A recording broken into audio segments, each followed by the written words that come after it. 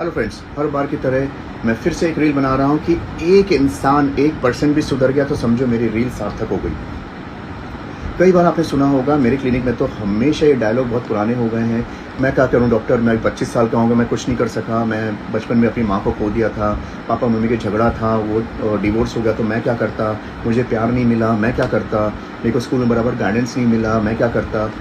ये इतने सारे एक्सक्यूजेज हैं फेलियर के, और याद रखिए उससे दुगना आपके पास एक्सक्यूज होना चाहिए सक्सेसफुल होने के।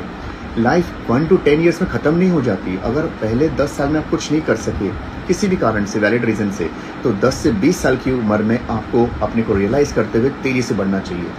10 से 20 में आप थोड़ा बढ़ पाए तो उससे तेज़ी से बढ़े 20 से 30 साल। मैंने कई अपने बैक बेंचर स्कूल स्टूडेंट्स को देखा है, फ्रेंड्स को देखा है जो आज बहुत अच्छा कर रहे हैं, मुझे लगता है मुझसे भी अच्छा कर रहे हैं। तो याद रखिए, ज़िंदगी हमेशा मौका देती है, दरवाज़ा खुला रखिए।